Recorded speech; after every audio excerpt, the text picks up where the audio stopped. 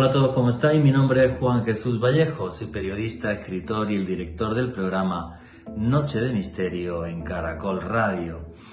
Se conoce por el nombre de Poltergeist, que en alemán significa duende juguetón, extraños ruidos en una casa, aparición incluso de fantasmas, hechos que han sucedido en infinidad de hogares y que han llegado al cine incluso de la mano de algunos grandes realizadores, como es el caso de Steven Spielberg. Pero si lo normal dentro de una casa es que sucedan esos fenómenos anómalos que ya son aterradores, imagínense si una mañana se levantan y de su pared o del suelo de su casa mana sangre humana sin que se sepa cuál es el origen. Pues estos casos han sucedido, algunos incluso recogidos por el prestigioso diario The New York Times. Pero si queréis saber sobre esto y mucho más, no os perdáis el último podcast de Noche de Misterio en Caracol Radio, Casas Sangrantes.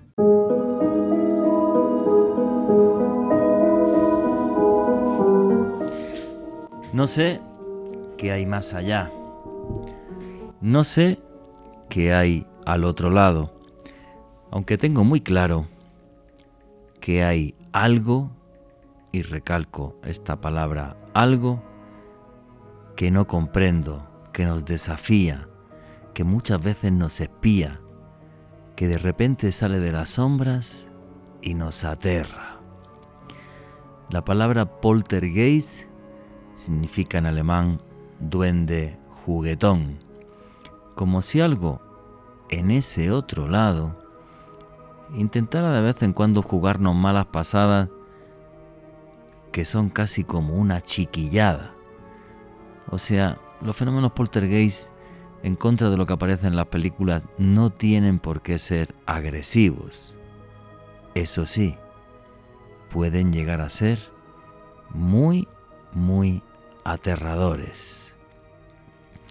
Yo empecé en esto del misterio hace, Dios santo, 20 y muchísimos años, va a ser ya mismo serán 30, investigando poltergeist, y durante algunos años creo que fui de los investigadores que más artículos publicó en el mundo hispano sobre este tipo de temática. Es normal, es fácil cuando uno quiere ser investigador y quiere hacer cosas de investigación de campo, irte al lado de la esquina de tu casa porque de repente hay rumores de que sucede algo extraño.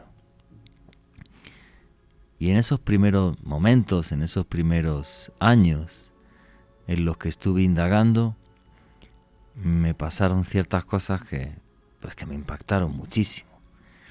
Todavía recuerdo la primera psicofonía que grabé, fue en el Conservatorio Nacional de Música de la ciudad de Granada, en España. Ahí grabé mi primera psicofonía. Cuando de repente hice una pregunta y dije, ¿cómo te llamas? Y una voz extraña en aquella cinta dijo, Pedro. Como si quisieran jugar conmigo. Otra vez me vi envuelto en un revuelo mediático, tremendo, cuando investigué fenómenos poltergeist en la casa del fallecido poeta andaluz Federico García Lorca. Esa es la única vez en mi vida que he visto moverse un objeto solo. En concreto fue una mecedora que les aseguro se movía como si hubiera alguien ahí. Alguien invisible que desde la esquina de una sala nos miraba desde el más allá. El guardia de seguridad que me acompañaba aquella noche no soportó la escena, se fue hacia la mecedora, la agarró con su mano y la paró. Y después de haber estado investigando tantos casos, no sé qué son los poltergeist. No sé si es una especie de broma macabra de ese otro lado, o si por el contrario es algo incluso que puede provocar nuestra propia mente. En este sentido ha habido muchas investigaciones por parte de diferentes universidades, por ejemplo la Universidad de Hamburgo con el parapsicólogo Hans Bender a la cabeza. No tengo ni idea. Yo no creo que sea solo nuestra mente, ni mucho menos. Yo sí que creo que hay otros límites de la realidad que de vez en cuando se rompen esas fronteras entre este y otro mundo, y entonces nos llaman desde ese otro lado. No saben expresarse bien, no entendemos un mensaje, todo es confuso, pero sé que están ahí. Y lo más intrigante es que pueden aparecer durante 3 días seguidos y luego no aparecer durante años. Ese otro lado que durante tantos años de mi vida me intrigó y que me sigue fascinando. Los que seguís este podcast sabéis que, no suelo meter muchos temas de terror porque sobre todo después de la pandemia creo que no era algo que nos apeteciera. Otra vez los estoy recuperando. Y antes de venir para acá, estuve leyendo un artículo de una buena amiga, Mado Martínez, sobre un tipo de fenómenos poltergeist de los que hay relativamente pocos, pero son de los más aterradores. Casas, hogares en las que de repente empieza a emanar sangre humana de la pared o del suelo, sin causa aparente. Y he dicho bien sangre humana porque se han analizado y es humana, pero de ninguna persona en concreto. Todo un mundo de misterio que nos desafía, todo unos límites con el más allá que se rompen para ofrecernos su lado más oscuro, más tétrico. No sé qué hay más allá, pero tengo claro que de vez en cuando las sombras son capaces de asomarse. Los egipcios lo llamaban el Sheut, que significa literal la sombra, como si lo más oscuro de una persona que falleció fuera capaz de quedarse entre nosotros, de no entender que ya no está aquí, de aferrarse a este lado de la realidad que ya no le pertenece. No son agresivos, pero nos aterran porque son oscuros. Ese algo que está en el más allá, que no entiendo y que de vez en cuando parece mostrarnos no solo su cara oscura, sino incluso un terrible odio. No sé por qué es, quizás es que aquí a lo mejor no somos tan buenos, o simplemente que hay partes de nuestra conciencia que son tan oscuras que siguen aferradas aquí, tan solo por el placer de provocar terror y dolor en los vivos. Buenas noches, noctámbulos. Mi nombre es Juan Jesús Vallejo. Los que queréis seguirme en redes sociales, mi Twitter es @JuanGVallejo, Juan J. E. Vallejo en Instagram y en Facebook, Juan Jesús Vallejo. Y esto es otro programa de Noche de Misterio. Y aquí lo que hacemos es periodismo de misterio. Nosotros os ponemos los hechos encima de la mesa y vosotros decidís qué hay detrás y qué no. Y aquí somos una gran familia, la familia del misterio. Y por eso tenemos ya un numeral en Twitter que es Misterio Caracol. Repito, el numeral en Twitter es Misterio Caracol. Ponernos ahí, por favor, vuestras preguntas, vuestras inquietudes.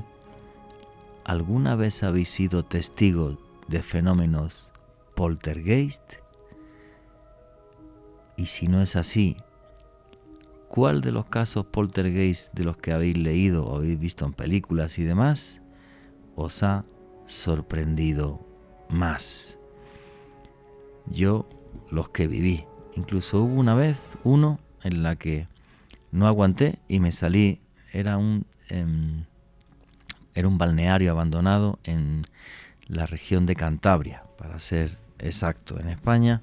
Esa noche no aguanté, la única en mi vida que no aguanté.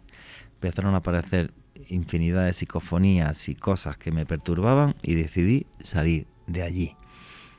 Única vez en mi vida, pero sí, es como si ese algo que hay en el más allá supiera lo que tenemos en la mente, lo más profundo para poder perturbarnos. Y eso es lo que más miedo da. A los que os guste el periodismo de misterio, que sepáis que también tenéis un canal de YouTube que se llama Oculto tras la sombra. Y además de eso, bueno, sabéis que hago viajes de autor, tenéis un número de WhatsApp en un post fijado en mis redes sociales, ¿vale? En un post fijado al principio de cada una, Instagram, Facebook y Twitter. En muy poquitos días voy a sacar ya el próximo viaje, que va a ser a Turquía en el mes de junio de este año, ¿vale? Me voy en poquitas semanas a Israel, pero bueno, en el mes de junio de este año habrá un viaje a Turquía, así que podéis empezar ya a preguntar en ese número de WhatsApp que tenéis en un post fijado en mis redes sociales. El lado más oscuro de la realidad que nos acecha, que está ahí y que de vez en cuando rompe sus barreras para aterrarnos. Hoy, en uno de los fenómenos poltergeist que más miedo da, casas sangrantes. Ojo, que hay algún caso que a lo mejor se podría llegar a explicar desde lo pura y duramente racional, sin echar mano a lo paranormal. Nos van a contar también eso esta noche. Y arrancamos ya sin más dilación. Alejandro Bernal, amigo compañero, ¿cómo estás? Muy bien, Juanje, un saludo para ti, para Mario Alcalá en los controles, también para nuestra invitada de excepción de esta noche, Mado Martínez, y desde luego un saludo enorme para todas las personas que se suman en este momento a la señal en vivo de Caracol Radio, y desde luego un abrazo enorme para todas las personas que nos escuchan a través del podcast que estamos publicando a través del canal de YouTube de la emisora. Hoy un tema que siempre me ha parecido muy interesante, Juanje, cómo el fenómeno de los poltergeist puede tener una faceta tan tétrica, tan lúgubre, por decirlo así. Casas que sin una explicación racional, y bueno, vamos a ver varios casos esta noche, comienzan a sangrar, comienzan a producirse fenómenos que desconciertan a los investigadores, incluso a las autoridades, porque ha habido autoridades oficiales investigando, así que va a ser realmente un dossier apasionante esta noche, Juanje. Si te digo la palabra poltergeist, ¿qué es lo primero que te viene a la mente? Pienso en la película de Steven Spielberg, en La señora de lentes, que representaba a la Medium. A la Medium. La Medium, no recuerdo el nombre de la señora. Sí. Qué película tan buena. Steven Spielberg me cae muy bien porque además es un amante del misterio. Sí, él sí. Vale, hizo la película Encuentros en la tercera fase, que aquí se llama Encuentros del tercer tipo, juraría aquí en América Latina. Se asesoró con personajes de la talla de Allen Hynek para eso, uno de los ufólogos más conocidos del mundo que participó en el proyecto Libro Azul, y hizo Poltergeist, y es una película genial. Me gusta más la segunda parte incluso que la primera. Sí, también la segunda. Vale, la segunda es buenísima. Y hay mucha gente que comenta que la señora, la medium que aparece en la película Poltergeist, que él se basó en la medium canadiense Marilyn Rosner, para ser exacto. Sí, una película fascinante que nos pone sobre el celuloide, que realmente hay veces que se pueden romper las barreras entre este mundo y una realidad inquietante que nos acecha desde el otro lado. Y bueno, aquí hice un artículo hace unos años hablando de casas sangrantes, que ya la conocéis, que ha estado aquí varias veces en Noche de Misterio, es mi buena amiga, hermanita, Mado Martínez. Mado, ¿qué hay? ¿Cómo estás? Pues nada, encantada de estar aquí siempre contigo y con Alejandro. Muy bien, chica. Pues nada, tremendamente felices. Ya estáis instalados aquí en Colombia, ya cada día somos más españoles. Espero que no vengan ahora a echarnos y tal. Aunque tal y como están los de Migración Colombia, no quiero decir nada. Hay que eso dan más miedo que los poltergeist. Así que... Yo turisteo y me amaño bien. Bien, ¿no? Está son más agresivos también. No, Dios santo. Yo no puedo decir nada. Estoy bastante contenta con las personas de Colombia en general y en particular. Sí, claro, yo también, y feliz. Sí. Pero bueno, y no con, está mal. Con todas sus instituciones. No, yo con esas instituciones no. Ni con las españolas ni con las colombianas. Son muy mejorables las de los dos países, pero bueno. Bueno, la burocracia es siempre el capítulo de Asterix y Obelix. No hablemos de eso que nos van a echar. Oye, Mado, ¿por qué te dio por hacer este artículo sobre casas sangrantes hace unos años? Pues porque a mí el fenómeno de las casas sangrantes me parece súper llamativo, empezando porque cada vez... Hay pocos casos y muy impactantes. Muy impactantes. Cada vez que hay un fenómeno poltergeist en el que medie sangre va a haber un policía. Siempre. Sí. Entonces, siempre va a estar investigado por las autoridades, porque claro, puede haber un delito de sangre, un crimen. Asesinato. Por supuesto. Entonces, es curioso porque en todos estos casos que empecé a investigar, tirando mano de hemeroteca, una cosa tan desconocida, porque el poltergeist es un fenómeno muy habitual, todos hemos oído de casas encantadas, poltergeist, fantasmas, no sé qué, pero de casas sangrantes, no. Eso era un tema súper desconocido. Y me fui adentrando y me di cuenta de que realmente había investigaciones policiales sobre casas sangrantes, algunas que siempre han quedado como en el más absoluto de los misterios y que han llegado a sorprender hasta las mismísimas autoridades policiales. No, y estábamos hablando, por ejemplo, cuando estaba leyendo tu artículo, vamos a comentar uno de los primeros casos que me sorprendió muchísimo, no lo conocía, año 1987 en Atlanta, Georgia.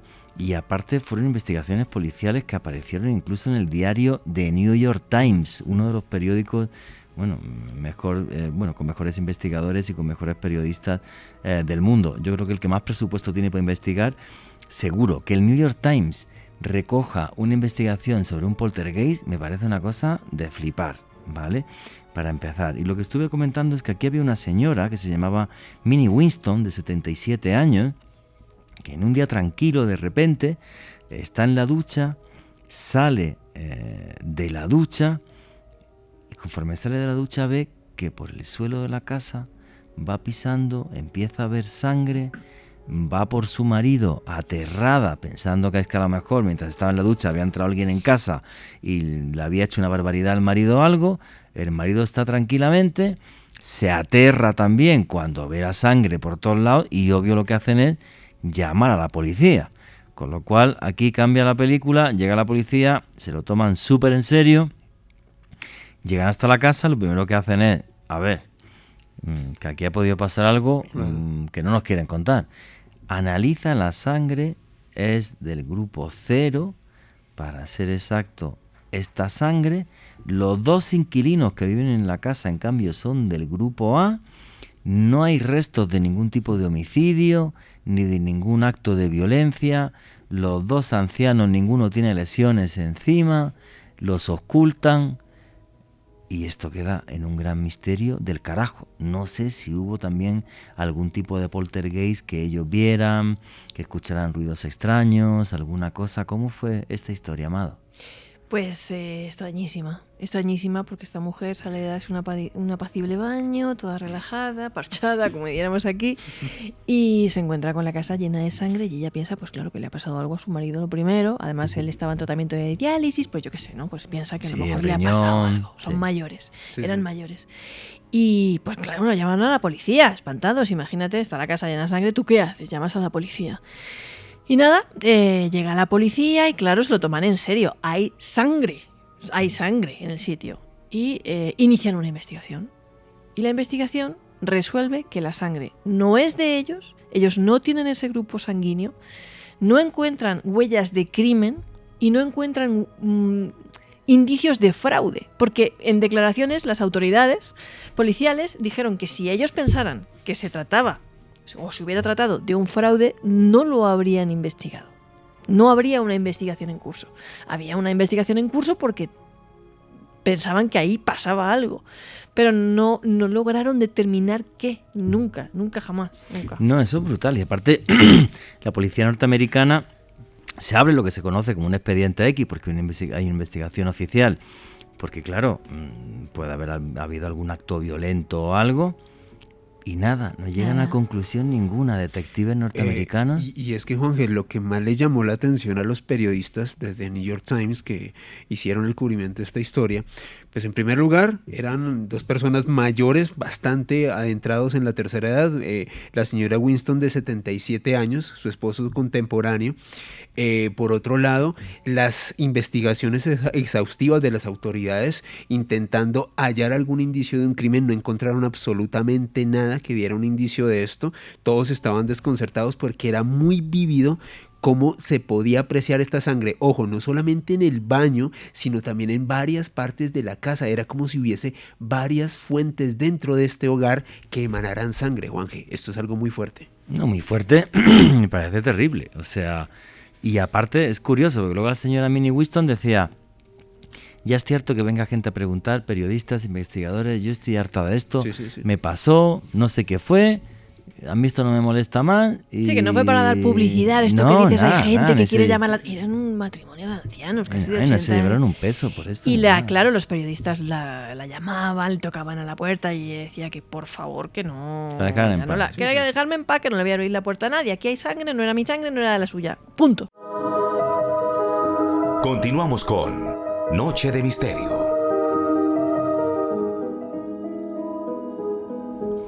Y aquí seguimos en Noche de Misterio, vuestras preguntas y comentarios a través del numeral Misterio Caracol.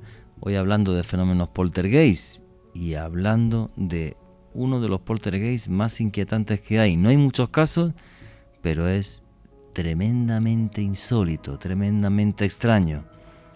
Casas que empiezan a sangrar y ese líquido rojo además se constata científicamente que es sangre humana. Una historia, la verdad, hay varias historias que os van a hacer pensar, como me hace pensar a mí, que realmente hay algo más al otro lado que de vez en cuando se asoma, porque simple y sencillamente disfruta aterrándonos. Y hemos estado comentando un caso en 1987 que recoge el diario New York Times en Atlanta, Georgia, y en este artículo de mi amiga Amado Martínez aparecían otros casos también que pudiste investigar. Uno de ellos es a través de un investigador español que investigó un caso en Buenos Aires, este es de 1986, ¿verdad?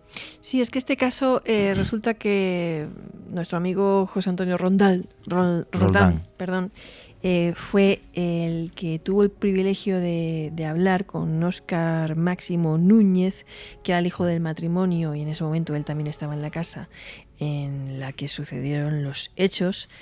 Y bueno, pues él, antes de que falleciera, él tuvo la oportunidad de hablar con él. Y este fue uno de los casos más brutales. Este es muy loco. Y sí, salían todos los medios de comunicación, y, bueno, jueces, policías, de todo. Este caso es muy, muy, muy, muy loco. Imagínate que tú, pues en un negocio de fotografía en los bajos había como una tiendecita donde ellos tenían también la casa, no sé qué tal.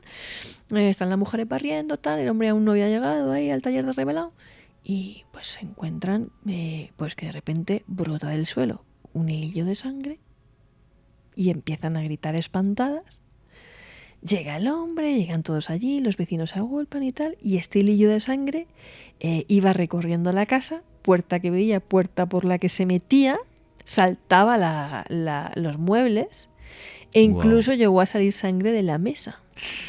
Trataban de limpiarla con trapos y conforme la limpiaban volvía a rellenarse el agujero de sangre. Una cosa muy loca. Y claro, pues llegan allí, lo típico es sangre. Pues es sangre, estamos hablando de lo de siempre. Cuando hay sangre, eso puede ser luctuoso, tiene que ir la policía. Y bueno, llega la policía, empiezan a hacer pruebas, tal, aquí, por aquí. Los análisis de laboratorio muestran que esa sangre es humana, con un componente extraño, pero es humana, y no pueden determinar de ninguna de las maneras de dónde surge, porque no hay ninguna grieta, no hay ningún matadero suficiente, o sea, loco, o sea, súper loco, muy loco. Se convierte en portada de periódicos, se convierte en espectáculo casi del barrio, porque allí, bueno, los jueces, por favor, instando a la gente y a los periodistas, intentando callarlos, que por favor no sigan publicando noticias sobre este hecho porque no dejan avanzar en la investigación. Hubo hasta hombres de negro, el típico caso de los hombres de negro que bajan de un coche y tal, y bajan 8 personas ahí vestidos de... ¿no? Y lo miran todo con curiosidad y una de ellas dice, estábamos esperando que esto pasara, ¿no? Y alguien como que la calla, ¿no? Como, no digas algo, ¿no? Y como que la chista. Y desaparecen, conforme llegan, desaparecen, ¿no? Y siempre ese vínculo, porque en todas las historias de fantasmas hay como 4 tipos de vínculos, ¿no? Y hay un tipo de vínculo en toda historia de fantasmas que es la memoria histórica, ¿no? Estuvimos aquí. ¿Qué pasó? Sí. ¿No? Aquí pasó algo, ¿no? Y es cuando empiezan a rescatar todas estas historias de desaparecidos, de toda la tragedia que pasó hasta hace poco. Ellos tuvieron una dictadura, ¿no? Sí, claro. Y tuvieron bueno, la noche de los lápices y todas esas desapariciones forzosas y todas esas madres de mayo que en definitiva siguen ahí y que empiezan a relacionar todo este tipo de fenómenos con esa memoria histórica. Yo no sé si habéis visto la película Desaparecidos. No. Creo que es de Paco Cabezas, gran director, que rescata un poco esta metáfora del fantasma, que relaciona el fantasma con los desaparecidos en la dictadura de Argentina. Y la gente en Argentina entonces relacionó esto, ¿no? O sea, Sí. esta casa con hechos luctuosos que se dieron en torno a la casa o por ese Sí. barrio o lo que sea en la dictadura. Sí, porque tú sabes que ahí hacían paseitos, que los Sí. torturaban con la picana, o sea, torturas. Torturas, realmente torturas, y gente desaparecida de la que nunca más se volvió a saber, y gente que simplemente las torturaban hasta el punto de que les pedían por favor que delataran a sus compañeros, y como no había compañeros que delatar, recitaban la lista de compañeros de la universidad, ¿no? Y todos para allá. Terrible, ¿Qué te ¿no? comentó José Antonio Roldán de la entrevista que le hizo al testigo que estuvo ahí? Nah, José Antonio con este caso se quedó muy impactado. Él, a decir de Óscar, además, él decía que Óscar era un tipo que se había quedado tan impresionado con esto que había vivido en casa de sus padres, el que él había vivido, que él se había pasado toda la vida investigando todo este tipo de fenómenos en busca de una respuesta que no sé si alguna vez encontró. Yo creo que es muy difícil. Es muy difícil. Es muy difícil. Encontrar una respuesta a cualquier cosa de esta es súper complicado. Juanje, yo que tuve la oportunidad de vivir en Buenos Aires hace unos años, Cierto. yo recuerdo que la entonces suegra mía, un saludo para ella, me hablaba de unas historias bastante fuertes de la época de la dictadura, y curiosamente en aquel entonces no sabía específicamente que Mado iba a hablar de esto, pero recuerdo que ella me hablaba de esta casa que tenía estas representaciones tan extrañas de sangre sin una explicación aparente, y ella me habló de otras 2 muy cerca del barrio de Palermo, y ella me decía que por lo general los lugares en los cuales se llevaron a jóvenes, a estudiantes que eran sometidos a tortura, que eran desaparecidos en extrañas circunstancias, por lo general en esos lugares quedaba como esa energía, ese remanente, como ese sufrimiento de esas personas que abandonaron este mundo de esa manera tan trágica, y que era un secreto a voces en buena parte de la comunidad de Buenos Aires, sobre todo las personas que vivieron de primera mano la dictadura. A propósito, un abrazo enorme para todos los oyentes que nos escuchan desde la capital de Desde Argentina. Argentina y de toda Argentina. Un abrazo a todos los argentinos. Y sí es algo que marcó no solamente mucho la historia de este país, sino que también está muy relacionado con este tipo de fenómenos poltergeist, Juanje.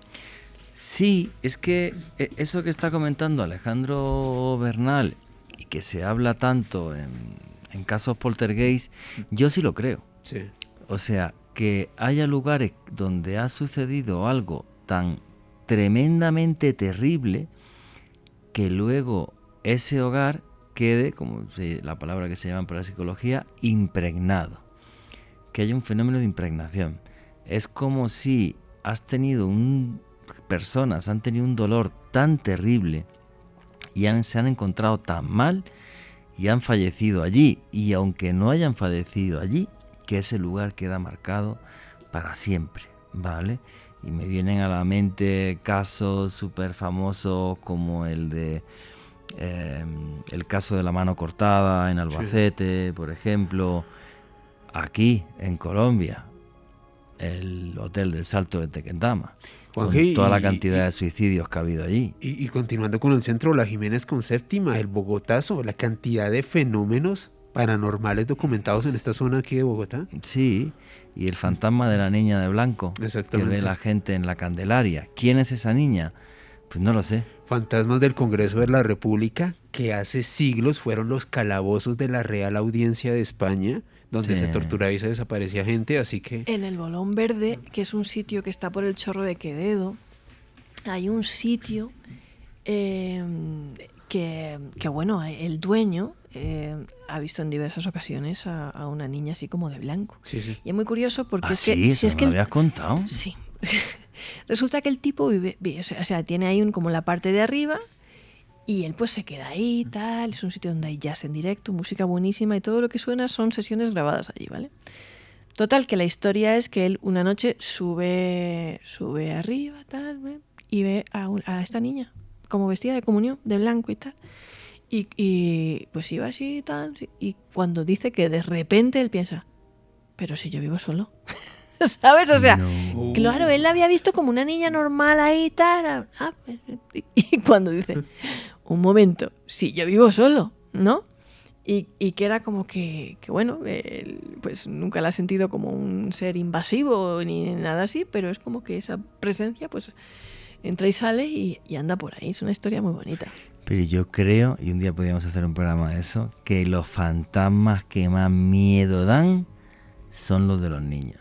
Sí, imagínate. claro. Sí, claro, porque uno ve en un niño una cosa inocente y de repente esto es una cosa que cambia, que muta, y claro, ver una imagen fantasmal de un niño tiene que ser la cosa más terrorífica del mundo, pero algo terrorífico. Recuerdo, y hace poco hicimos un programa de esto, un especial de Navidad de los que hicimos de Colombia Mágica. Bueno, pues cuando narraba gente la historia de la niña fantasma en el Congreso de la República. Sí, sí, sí. Vale, entonces, claro, ¿no? Pero si había hasta una noche un guardia de seguridad pegó un par de tiros allí en una pared. Sí, eso es Sí, muy, claro, eso es muy o sea, bestial. ves eso y te mueres de miedo, sacas la pistola y a tiros o a Sí. lo que sea. Sí, sí, eso es bestia. O sea, es que es algo tremendo. Si os digo de cuál es el poltergeist que más miedo o más os aterra. Alejandra Bernal. Wow. Pues Juanje, porque lo pudimos investigar entre los dos y hacer recorridos por la zona, a mí siempre me llamó mucho la atención el de un niño jugando con una pelota dentro del Congreso de la Sí, República, sí, sí. que tú sabes que varias personas hablaban de eso, Sí, sí. y que lo más insólito era que lo veían a horas en las cuales ningún niño tendría que estar en el recinto del Congreso, cómo esa energía se puede manifestar de esa manera, Juanje, de manera muy vívida, porque de hecho todos los testimonios lo decían, sí, sí, es que yo lo veí, lo sentí, Sí, era sí, algo, sí, era sí, algo sí. real. A mí eso me impactó muchísimo, Juanje. No, y en ese pasillo que se llegó a hacer un exorcismo, en ese pasillo del Congreso de la República, bueno, yo viví fenómenos insólitos, o sea, Sí, sí. vamos a ver, todos los cacharros que yo tenía para transmitir radio, al carajo. Tuve que entrar por teléfono. O sea, de loco. Y luego los sensores de movimiento saltaban solos, ¿no? Pero... Y les apagaron las luces. Sí, sí. No, yo recuerdo una noche, no sé si he contado esto aquí alguna vez en Caracol o no, por ejemplo, en la casa cuartel de Oboño, en la región de Asturias, en España, haciendo una investigación allá. Eso fue una cosa súper loca. Como llevaba muchísimo equipo para filmar y además de una cámara normal, llevábamos una cámara de infrarrojo, ¿vale? Y una cámara térmica. O sea, llevamos 3 cámaras. Con la cámara térmica, pues porque bueno, si hay algún cambio brusco de temperatura se puede filmar, ¿no? Y la de infrarrojo porque graba de noche. Entonces, nada, llegamos y como teníamos tantísimo equipo, íbamos 3 personas del equipo de rodaje y luego del grupo Gaipo de investigación había otras 2 o 3 personas y entonces, bueno, básicamente yo decidí, como estábamos en medio de la nada, dije, oye, metemos todo el equipo aquí en la sala de abajo, en una sala a la derecha, me acordaré toda la vida, en la derecha, y le ponemos un sensor de movimiento, vaya que estemos filmando arriba y alguien nos robe algo y tenemos un problema importante. Yo quería filmar arriba porque arriba había restos de rituales de vudú santería, ¿vale? Había clavos en una pared, aquella habían hecho, parecía más vudú que santería, ¿vale? Total, que yo me centré en la parte de arriba y arriba empezamos a grabar psicofonías. La primera me acuerdo todavía perfectamente, decía un fusil. Cuando empezamos a grabar la psicofonía, de repente salta el sensor de movimiento, el de abajo, donde teníamos las cámaras. Bueno, yo bajé como un león, imagínate. Claro. Nadie, nada. Digo, bueno, ahora sí un ratón, una cosa, olvídalo. Subo otra vez. Vuelve a saltar el sensor de movimiento. Otra vez bajamos, porque yo dije, a ver si es que es alguien que se... Nada. Subo otra vez. Vamos a filmar y me dice la chica, que era una diri de foto, me dice, Juan, que no puedo grabar. Digo, ¿cómo que no puedes grabar? No, porque se me ha ido la pantalla del visor de la cámara. Digo, ¿what? O sea, yo he estado toda la vida grabando, pero yo no he visto eso en mi vida. Bueno, digo, vamos a tranquilizarnos todos. Estas cosas pasan en los fenómenos poltergeist, fenómenos anómalos de eléctricos y tal. Ven, salimos fuera, me fumo un cigarro, tranquilamente, y ya nos relajamos todos. Y, ven. Subimos y efectivamente el visor de la cámara se arregló solo. Y otra vez la cámara empieza a grabar. ¿Ven? Vamos a grabar la ayudante de cámara. Porque era muy de noche y yo le dije, ponme el monitor que quiero ver lo que estamos grabando, para que quede bien. Pone el monitor y no funciona. Y entonces ahí a la chica le da un ataque de pánico, pero total. Juanje, que te juro, que te prometo que yo cargué la batería. Y yo dije, tranquilízate, relájate, este tipo de cosas pasan en los fenómenos poltergeist, fenómenos anómalos que afectan al aparato eléctrico. Luego podemos dar incluso teorías de esto. Tal pánico le dio a esta señorita que me dice, ¿puedo salir a hacer chichi? Y dije, pues claro, hija, voy a hacer chichi, no te preocupes, tranquila. 5 minutos, 10 minutos, 15 minutos. Yo en ese momento dije, bueno, en vez de chichi, lo mismo cambió de opinión. Me voy a bajar, es una chica. Ya cuando pasamos los 15 minutos dije, ya sí. Y ya hablé con la diré de foto y te acompaño, pero vamos a buscarla a esta niña, pues porque vaya que le haya pasado algo, yo qué sé. Claro. Estábamos en medio de nada. Estaba muerta de miedo, que no quería volver a entrar. Que me dijo que renunciaba al trabajo y yo le dije, tía, relájate, tranquila, esto no tiene por qué ser agresivo.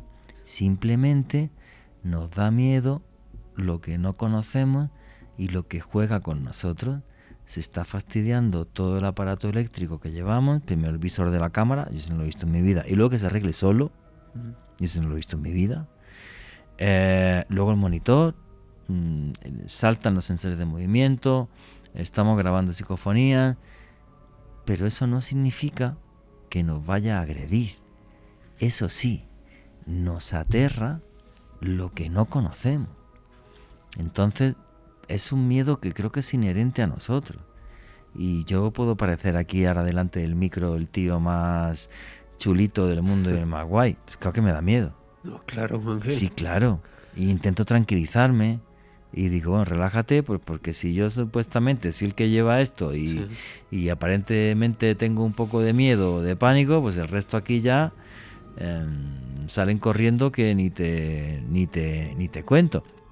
Y así transcurrió la noche, ¿vale? Saltando sensores de movimiento, con esas cosas que nos pasaron con el aparato eléctrico que nunca se pudo explicar, ¿vale?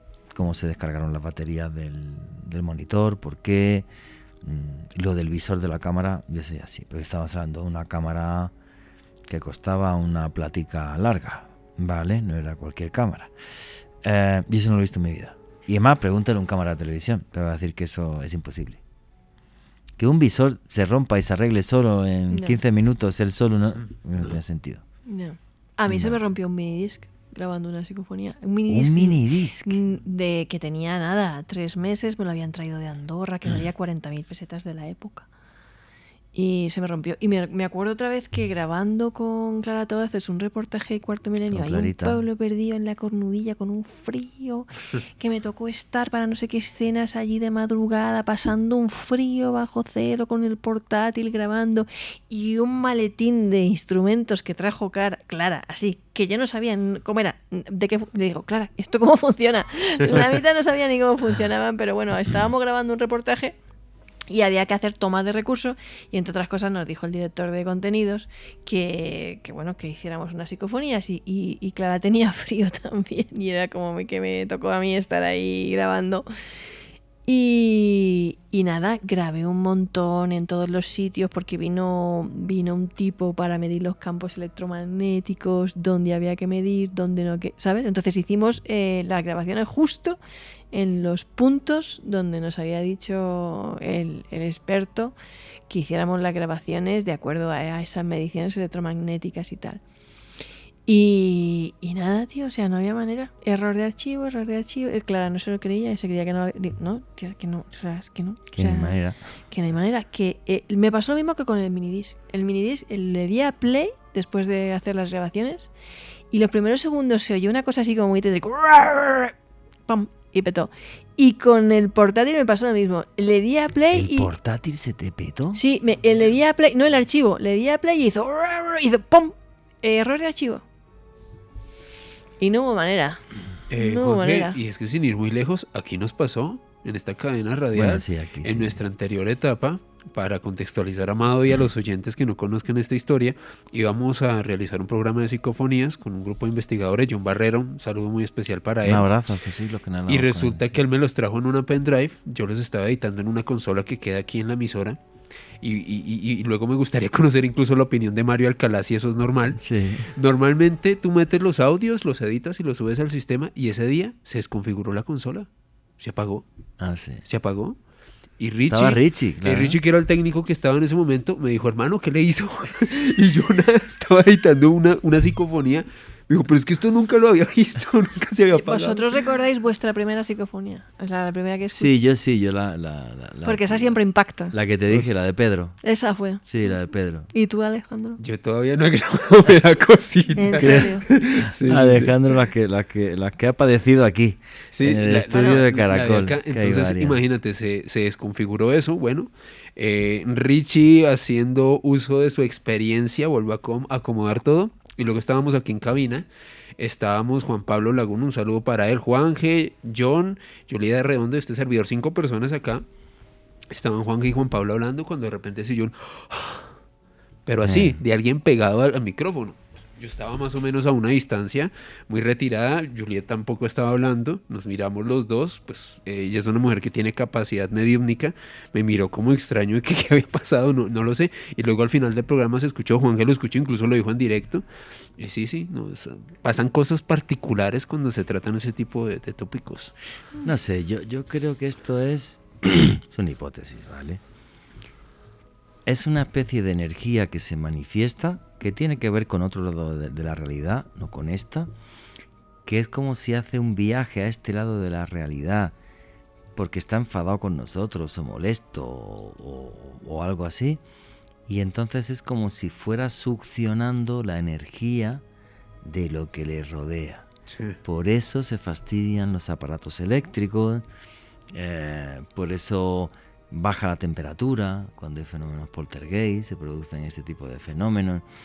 Es eso, o sea, es como una especie de energía, entonces esa energía tiene que ir chupando de esta realidad lo que le rodea, y por eso fastidia los aparatos eléctricos, por eso fastidia todas estas cosas, por eso baja la temperatura, sí. Que es algo que, bueno, hay fenómenos poltergeist que se han llegado a medir hasta 8 grados de bajada de temperatura en un segundo. Wow. Vale, sí, 8 grados es una bestialidad. Eso se conoce como termogénesis, ¿cierto? Termogénesis, sí, correcto. Y espontánea, o sea, de golpe, no es que sea algo... Sí. Wow. En un segundo. Entonces son cosas que bueno, que te impactan y que nunca olvidarás. También he comentado aquí, una vez viví una cosa muy loca, una cosa que llaman silencio cero, en el sanatorio de la Alfaguara, en la ciudad, a las afueras de la ciudad. Yo ahí de salí Granada. corriendo. Ah, ¿tú estuviste en el sanatorio este? Ah, no lo sí, sabía. Sí. ¿Saliste corriendo? Sí, fue una cosa muy loca. Fíjate, he pasado por situaciones más miedosas porque cuando haces periodismo de misterio es como si eres periodista deportivo. Tienes que ver un partido de fútbol, leche. Claro. Tienes que ir a las Sí, investigaciones, claro, tienes sí, que ir a tal. Bueno, nos costó 2 días encontrar el sitio, nos acompañó un monje jesuita, era muy difícil. Al final lo encontramos, pero llevábamos como 3 pares de pantalones, hacía un frío mortal, no me sentía los dedos. Eso recuerdo que hacía mucho frío. Y bueno, llegamos allí, montan todos los aparatos, los detectores de presencia, las mesas de grabación, todo allí, tal, no sé qué, tal. Y tú imagínate, es un sitio muy alejado, porque si has estado allí, Sí, claro. vamos, es que primero no es fácil de llegar. Y Pero si era un hospital para tuberculosos, claro, Sí. estaba alejadísimo. Y estaba muy retirado, muy aislado, muy lejos, en medio de una montaña y a lo alto. Imagínate con un frío. No, y un frío, esta Sierra Nevada. Una hace un niebla frío, y si vas en invierno cayendo. te hielas. o Sí, sea. una niebla cayendo, 3 pares de pantalones, lo juro, 3 pares de pantalones, uno encima de otro, frío mortal. Y bueno, cuando estábamos ahí grabando y tal, después de hacer el recorrido y todo eso, yo oí un grito. Y Cristina Candela oyó un grito. Solo lo oímos nosotras dos. Los otros no oyeron nada. Pero fue como, Mado, ¿tú has oído eso? Y yo sí. O sea, y era como, ¿quién mierda? Aquí arriba, que nos ha costado, la vida llega. Además, que, bueno, imagínate cómo se enrareció el ambiente, porque es de esas cosas raras que pasan. Pero yo te digo, porque yo he estado en muchas investigaciones y he visto moverse objetos, me han tirado en la mesa, o sea, me ha pasado todo. Y es como, una cosa tan, no sé, yo tenía muchas ganas de irme, la verdad, pero no sabía cómo decirlo, porque decía, ostras, como yo diga que nos vamos a ir, ya que acabamos de llegar. Y de repente digo, no, es que creo que va a bajar la niebla. Y dicen, vámonos todos. Y empiezan a recoger a todo hostia. Y salieron de allí corriendo, pero mirando para atrás en plan peli de miedo. Wow. Es que eso que tú has dicho es un fenómeno paranormal. Puede ser que estemos los tres y a lo mejor Alejandro Bernal y yo escuchamos el golpe, pero Mado no. Sí. Es como que el sonido y todas las cosas se expanden y se extienden de una forma anómala. Es una cosa muy loca. Y a veces selectiva. Vamos a seguir luego en los siguientes bloques. Vamos a hablar de otra vez de casas sangrantes, aparte de contaros nuestras batallitas, que creo que merecen la pena, ¿vale? Todo ese tipo de vivencias. Y vamos a narrar una investigación de un buen compañero, de Julio Barroso, que tenemos unos audios de él. Continuamos con Noche de Misterio.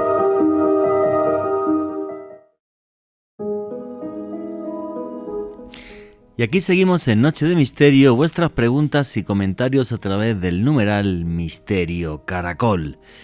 Hoy hablando de fenómenos poltergeist, de qué hay más allá de esa frontera invisible que nos desafía y que quizás esté habitada por extraños seres a los que les gusta aterrarnos.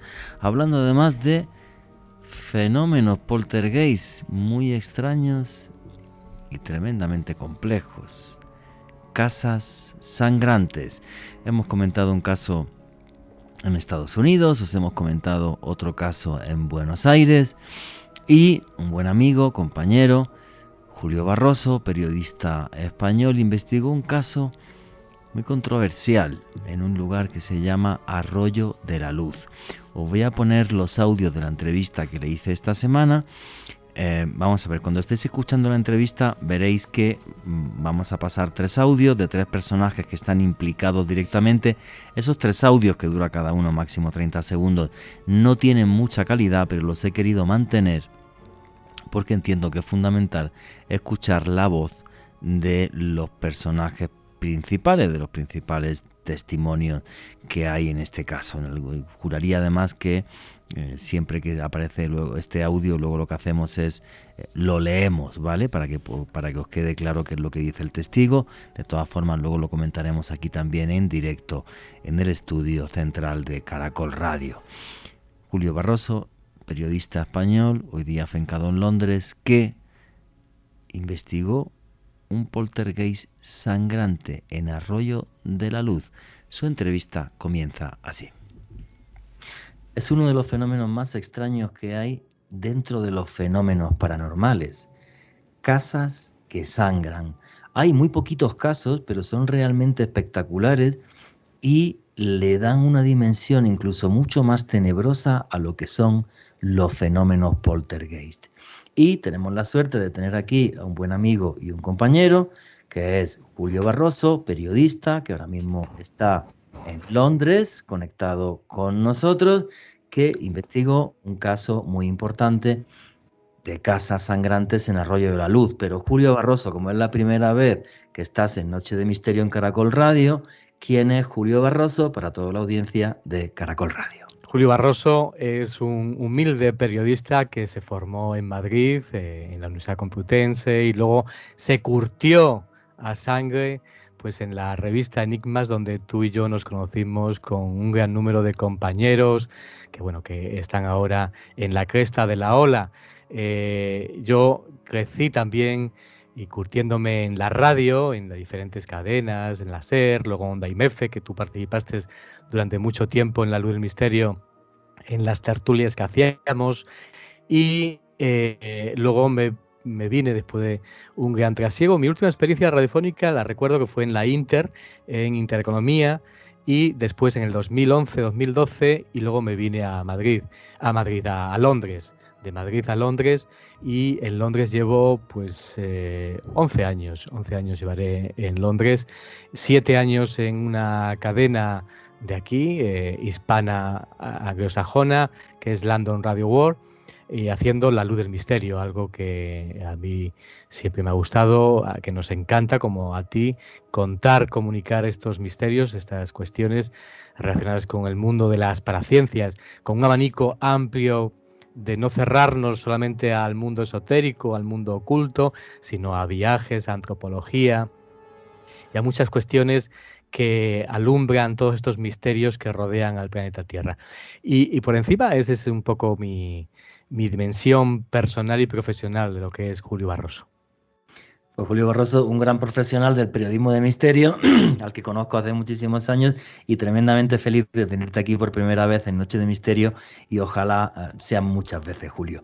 Bueno, tú escribiste hace muchísimos años un artículo que luego también recopiló en parte Mado Martínez, que está aquí en directo esta noche con nosotros aquí en Caracol, de una investigación que hiciste sobre una casa sangrante en un pueblecito que se llama Arroyo de la Luz, en la comunidad autónoma de Extremadura, en España. ¿Tú tenías interés antes por este fenómeno tan extraño de las casas sangrantes? ¿Habías leído algo? ¿O de repente, pumba, te metiste en esta historia? ¿Cómo llegaste a investigar esto, Julio? Bueno, fue gracias a la prensa que anteriormente se había publicado de este hecho. La prensa era un tema recurrente que a mí me interesaba para escribir para la revista Enigmas, y no recuerdo exactamente si alguien, Lorenzo, Fernando Jiménez Loso, me pidió pues este caso que había ocurrido en su momento, habían pasado ya 7, 8 años, ¿por qué no miras un poco a ver qué es lo que realmente ocurrió? Además de lo que sacó la prensa extremeña. Yo te puedo, si quieres, te puedo contar, porque tengo aquí, incluso no se puede ver, lo podemos ver tú y yo, que estamos a través conectados a través de cámara, pero aquí tengo un gran número de prensa. Aquí, por ejemplo, uno de los titulares que más salió en la prensa extremeña es que nadie se ría, no sé si lo puedes ver tú, por ejemplo, que nadie se ría porque la sangre brotó del suelo y paredes. Era el titular que aparecía en muchos de los periódicos. Y de alguna manera esto fue un revulsivo. Algunos podrían decir que aquello se debió pues a un hecho paranormal, a un extraño hecho sobrenatural. Incluso se dijo también si había sido un hecho luctuoso. Y si quieres, te puedo explicar, nos ponemos en situación. Sí, los perfecto, hechos ocurrieron Julio. El lunes día 9 de noviembre de 1985, en la madrugada y sobre la 1 de la noche, en el domicilio Sita, en el número 28 de la calle Gabriel y Galán de Arroyo a la Luz, que está situado a 20 kilómetros escasos de la comarca de la provincia de Cáceres. Eleuterio Castaño, que es uno de los protagonistas, es el padre de la familia, declara que esa madrugada empezó a ocurrir que una serie de hechos que se escapaban a toda lógica. Él declara a los medios de comunicación, incluso a mí, algo curioso y que empieza a haber una especie de niebla y que la sangre comienza a brotar de la pared y el suelo de la habitación. Y realmente quien descubrió la sangre fue Dolores, la mujer de Eleuterio. Esa noche, al levantarse, al cerrar una ventana y tras ir a la habitación donde se encontraban las dos hijas, Masi y Felisa, encendió la luz del cuarto y nota que estaba pisando una sustancia viscosa. Entonces, según dice ella en sus palabras, se percata de que esa sangre que brotaba del suelo y de las paredes. Bueno, nos hacemos una idea, porque aquí tengo también fotografías de la habitación de las dos chicas. O sea, el escenario fue dantesco. O sea, ellos primero ven o perciben una especie de niebla, como me estabas comentando tú, Julio, y al bajarse Dolores de la cama, pisa una sustancia viscosa que ella identifica con sangre, o sea, como una sangre pastosa.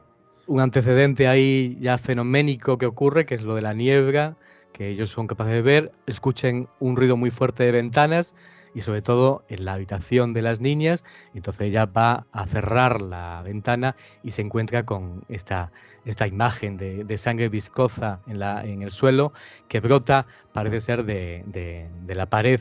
Bueno, la habitación, yo recuerdo la habitación, aquí tengo algunas fotografías, cuando entrevistaba a Eleuterio Sánchez, él me la mostró. Es una habitación pequeña, una coqueta, ¿recuerdas las coquetas que tienen una especie de espejo? Enfrente está la cama. Para lavarse. Exactamente. Y a un lado está la pared, y en esa pared él estaba situado, Eleuterio Sánchez, explicándome cómo había brotado de ahí la sangre y cómo quedaba en el suelo una especie de sustancia como viscosa que además se pegaba en los zapatos. Te cuento más, porque el hecho, como ocurrió, fue todo un revuelo. Felicísimo Merino, es el alcalde en aquellos momentos de Arroyo de la Luz, fue alertado en ese momento por los vecinos al conocer el alboroto. Claro, la mujer empezó a gritar en la casa y se personó allí el alcalde junto con el teniente de la Guardia Civil, Gómez Martín, y el farmacéutico Antonio Sanguino. Claro, ellos siempre han declarado a los medios de comunicación que nunca vieron brotar la sangre, sino que ya la vieron en el suelo, vieron que una especie de sustancia roja, que luego te contaré ahora porque, claro, esa sustancia fue analizada. Se llegó a analizar. Se llegó a analizar esa sangre, claro. Hubo un atestado también, además de la historia, claro. Yo me pude entrevistar en Cáceres con Antonio Sanguino, que es un farmacéutico que realizó los primeros análisis para determinar si era sangre humana o animal. Sus palabras fueron categóricas y exactas. Aquí recuerdo la examinar, según decía él, los coágulos de sangre a través del microscopio que podían ver claramente hematíes y glóbulos blancos humanos. Wow. Lo que quiere decir que eran humanos. Es la única prueba que tenemos, que esa sangre era humana. Porque se dijo en un momento determinado, porque esa casa estaba cerca de un matadero y se había corrido ese matadero la sangre de los cerdos por algunas tuberías, por algún corredor. Y es falso. Y se descartó, es falso. Se descartó primero también, los medios lo comentan también, que ya llevaba 3 años sin funcionar esos mataderos, entonces era imposible. Y ya tenemos ahí una información curiosa y sorprendente, clave de los hechos que ocurrían en esta casa de Arroyo de la Luz. Luego vamos a otros hechos. Yo titulé, a los que nos vamos a encontrar ya en este vericueto, que nos van a hacer una idea, el feto emparedado. Yo titulé este artículo, esta crónica de Arroyo de la Luz, el feto emparedado. Y ahí ya nos encontramos con el testimonio de otra persona. Perdona que estás queriendo preguntarme algo. No, simplemente es, o sea, tú cuando hablaste con Eleuterio Castaño y el farmacéutico, ¿la sangre estaba solamente en la habitación del dormitorio de la pareja o estaba también por otros lugares de la casa, Julio? Solamente en la habitación. Solamente en la habitación. De la pared brotaba y Del según suelo. el suelo, frotaba de la pared y caía al suelo. Parece Vale, ser. Y vale, vale, entonces vale. fue cuando la madre se dio cuenta cuando fue a visitar para cerrar la ventana de la habitación de las niñas. Y por eso, aunque se dan otras posibilidades que ahora llegaremos cuando yo te cuente también a Vale, otras situaciones. porque tú titulaste ese artículo El feto emparedado de tal. ¿Y por qué pusiste ese título a ese artículo de la revista Pues Enigma? te cuento, me encontré con otro testimonio que fue el testimonio de Pedro Romero, que es el médico de cabecera de la familia Castaño. Y hubo cosas muy interesantes que él me comentó. Eh, Dice que él tuvo que prestarle atención psicológica a la familia, a las niñas y a la madre, y sobre todo porque él piensa que había habido un posible embarazo, había tenido Felisa, una de las niñas, de las dos hijas, tuvo cuatro hijos esta familia, Eleuterio Castaño, 2 varones y 2 hembras. Pues una de las hembras, Felisa, 18 años, que no se dejó auscultar, quiere decir que aunque yo trate o tratemos como periodistas estas cuestiones con pinzas, pero estamos teniendo ya la versión de un médico, lógicamente el médico sí prestó atención psicológica, conocía muy bien a la familia porque era el médico de cabecera de ellos, de la familia, y no se dejó auscultar, pero el médico me ofreció la teoría de que el feto pudiera haber sido emparedado. Esa fue lo que me comentó el médico Pedro Romero. Entonces por eso ya me desvié por ese canal, por ese camino. O sea, que lo que defendía el médico es que una de las hijas, Felisa, de nombre, habría abortado de forma ilegal en la casa y habría emparedado el feto. Wow. ¿Te parece que escuchemos el testimonio del médico Pedro Romero? Sí, vamos allá. No, ahí lo que pasa es que una de las muchachas, una de esas, que no se sabe cuál de ellas sería, pues tuvo el aborto. Y para que no se enteraran, pues estuvo en casa, lo llenó todo de sangre, se asustó la tía, vamos, la chavala se asustó. Y trataron de limpiar, pero como que fue tanta sangre la que echó, pues está consciente del aborto, la madre. Efectivamente, lo que está diciendo Pedro Romero es que él no se inclina por una hipótesis paranormal, sino porque la niña hubiera tenido un aborto. Pero a mí aún así hay una duda que me asalta, Julio, y es que si la niña tuvo el aborto, ¿por qué no estaba la sangre en la habitación de la niña, sino en la de los padres, en el suelo y por la pared y tal? ¿O tú crees que es que No, la del habitación, feto... no, la habitación era la habitación de las 2 niñas, ¿eh? Ah, era la Era- habitación de las Claro, dos la niñas, madre se disculpa. levanta porque escucha una de las ventanas que hay bastante viento, hay una especie de niebla que ellos ven y tiene que correr hacia la habitación de las niñas para cerrar esa ventana. Y es cuando se percata al Del pisar suelo. algo viscoso y encienden la luz y ven como de la pared brota sangre que cae al suelo. Ese es Pero, el testimonio. vale, varias dudas que me asaltan acá. Pongamos que la niña abortó en el suelo y no en la cama, porque si no la cama debería estar llena de sangre, ¿vale? Que ella se puso Exactamente. en cuclillas en el suelo y en el suelo abortó. Pero ¿cómo le iba a dar tiempo a emparedar el feto, Julio? Espérate, lo que ocurre es que la teoría, hay Dale. más teorías, ahora te explicaré, que la teoría es que emparedaran el feto y eso con el tiempo brotara de la pared. Algo Vale, extraño, son sí. teorías muy extrañas, pero te cuento, porque podemos argumentar con la vida del pueblo, por ejemplo, en un lugar pequeño, tú conoces bien España, la Extremadura profunda, año 1985, sobre todo para unir cables y poder dar veracidad a determinadas teorías. Habíamos salido de la transición política y social, yo conozco a mi Extremadura natal y me consta que la familia de Luterio tenía unas creencias férreas religiosas. Lo dice el médico, lo dice el farmacéutico también y es clarísimo que de esa época en el pueblo tal vez posiblemente Felisa a lo mejor se enamoró de algún lugareño y se dejó embarazar y la familia no podía permitir esta deshonra bueno, pues hicieron algo extraño con el feto, la madre. Luego hubo otra teoría, y la teoría es que se cuenta en los periódicos, a mí no me la comentaron, me la comentó él en un momento determinado, Eleuterio Sánchez, he tratado de buscar ese testimonio, esa otra parte del testimonio, Lo tengo aquí escrito porque me dice, todas mis hijas pasaron por el forense y no recuerdo nada. Se refiere a una pregunta que yo le hice. Según los medios de comunicación, la madre, Castaño, parece ser que tenía, ¿cómo se llama? Arañas venosas, varices muy fuertes. Ok. Y también algún periodista filtró en los medios de comunicación que por qué no podría ser las varices de ella. Bueno, una teoría peregrina que aquí también exponemos porque se expuso en los medios de comunicación, en los reportajes, en las crónicas de los periódicos. Bueno, y lo que nos está comentando Julio Barroso en esta entrevista es que, bueno, pues a lo mejor es posible que este poltergeist sangriento tenga una explicación más racional. Luego sigue la entrevista en el siguiente bloque, ¿vale? No la puedo poner por el boletín deportivo, pero sí tengo claro una cosa. Bueno, sí es cierto que la España rural, esa España profunda,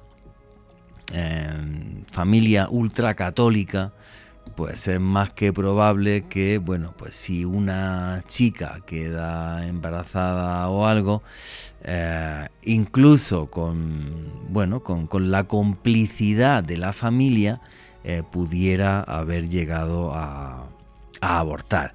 Sí me parece raro, y luego lo analizamos si queréis más en profundidad cuando acabamos de escuchar la entrevista, sí me parece raro ciertos detalles, porque sí es verdad que el médico es el que comenta que que es su hipótesis, que emparedaron un feto y por eso hay sangre en el suelo y en la pared. O sea, la sangre del suelo no era de un aborto reciente de haberlo hecho esa noche entonces, porque si no el feto dónde estaba, cómo, de qué forma y ni de qué manera.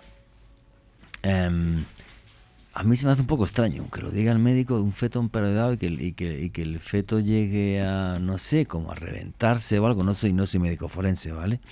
Pero sí me parece un poco extraño. También curioso el tema de la niebla, de esa niebla que dicen que ven dentro de la casa. Me gustaría vuestra opinión a través del numeral Misterio Caracol. Pero Amado Martínez, ¿qué opinas de lo que has escuchado hasta ahora de la entrevista con Julio Barroso? Que aquí hay gato encerrado.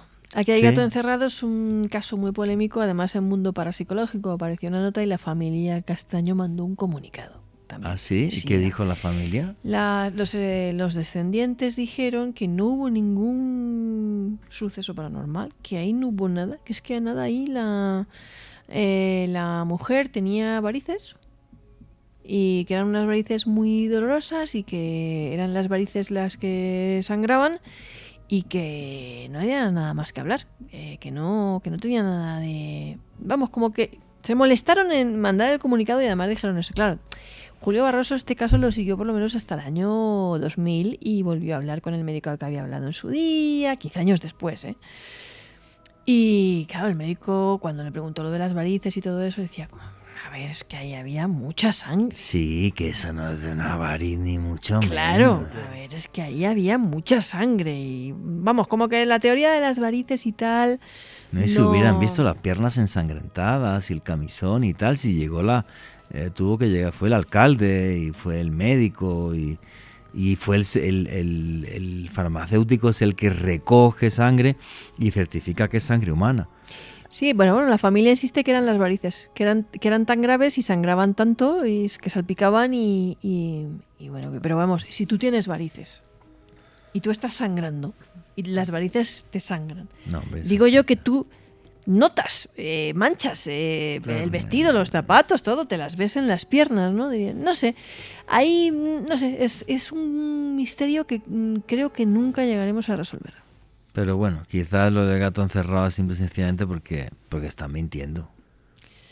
O tiene toda la pinta es que en aquella época era algo muy grave. Un aborto y eso, sí, estaba muy mal visto, primero, quedarse embarazada fuera del matrimonio, más aún en un pueblo como Arroyo de la Luz, que era una aldea de estas. Bueno, de nada, había 10 familias. Claro, y imagínate que en el supuesto de que eso fuera verdad hubieran hecho algo y tal cual, no deja de ser un delito, ¿no? Sí, pero claro. Estamos especulando, claro. Sí, pero es todo muy rarito. Alejandro Bernal.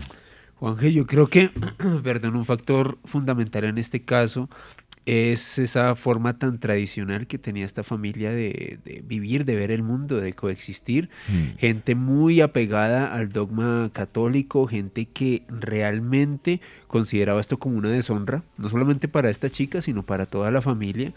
Entonces, para mí, por un lado, este es un factor realmente diferenciador en este caso, pero los otros elementos, como tú lo comentabas, Juanje, la niebla, ese extraño emanar de sangre, independientemente de que, bueno, pueda haber una causa natural como un aborto, pero esa cantidad de fluido que salga de un... No, de una variz, es una chorrada. O de una varice o de un feto, no sé, me parece Luego también un extraño. detalle curioso, que es que Mado Martínez nos comentaba que en muchos de estos casos de casas sangrantes hay gente viviendo ahí que tiene unas convicciones religiosas, digamos, súper férreas.